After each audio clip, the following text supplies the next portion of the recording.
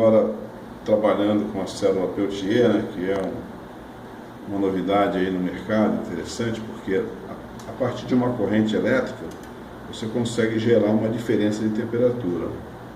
Essas células, elas estão sendo comercializadas no mercado na faixa de $3, né, e é bastante interessante porque é o princípio da nossa geladeira eletrônica, né? Você não precisa mais de compressor, não precisa de gás, não tem parte mecânica nenhuma, simplesmente passa uma corrente pela célula e essa célula gera uma diferença de temperatura. A célula é chamada de célula Peltier. Peltier o efeito Peltier é um efeito que é o contrário do efeito Seebeck, né? O efeito Seebeck, quando uma diferença de temperatura gera uma corrente elétrica, né? No caso dos termopares, que são sensores utilizados na medição de temperatura, utilizam esse efeito Seebeck. No caso da célula Peltier, é o efeito contrário, é uma corrente elétrica que vai gerar uma diferença de temperatura. Então nós temos aqui o nosso termômetro, é um aparelho que está medindo, ele tem um termoparzinho aqui, está medindo a temperatura da célula. Você pode observar que está dando 21 graus ali, colocando, eu tentando esquentar um pouquinho para ver se muda a temperatura, né? Aqui em cima já mudou, o dígito já variou, então você percebe que está realmente medindo. Então qual seria o procedimento para a gente fazer ela funcionar? Temos uma fonte de alimentação aqui, né? Ela é uma fonte de alimentação de 12 volts, você tem uma saída de até 10 amperes, né? E é uma corrente bastante alta, porque realmente essas células consomem bastante corrente. Então aqui nós temos um medidor de tensão, que está, o nosso voltímetro está registrando a tensão da fonte.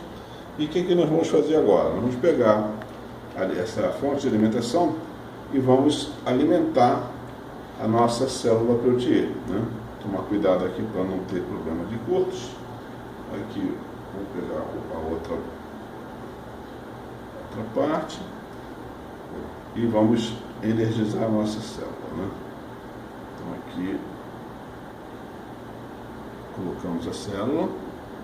Vamos verificar agora o aparelhinho que está checando a temperatura para ver a variação de temperatura que ele vai dar, né? Então aqui eu já percebi que, só de encostar o dedo, eu já percebi que essa temperatura ficou bem mais baixa, tá? Vocês vão acompanhando ali pelo termômetro na digital, que a temperatura realmente está caindo, tá? Então, existe um risco nessas células, que é o seguinte: o seu dissipador tem que ser bastante grande, tem que ser robusto. Por quê? Se ele não for muito robusto, ela começa a transferir o calor do outro lado para esse lado aqui, que é o lado do freio, e aí você queima a célula, né? Então, isso não pode acontecer.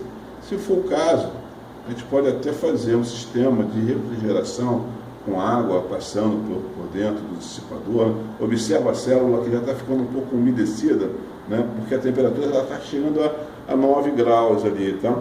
Se você colocar, ao invés de uma célula só, uma série delas associadas, você vai resfriar uma superfície maior e vai então conseguir ganhos maiores de transferência de temperatura, né? Então aqui chegamos a 9 graus, mas chega a 0 graus, tá? Ela chega a um patamar de temperatura capaz de congelar uma superfície. A gente pode já observar as pequenas gotículas se formando ali em volta da célula.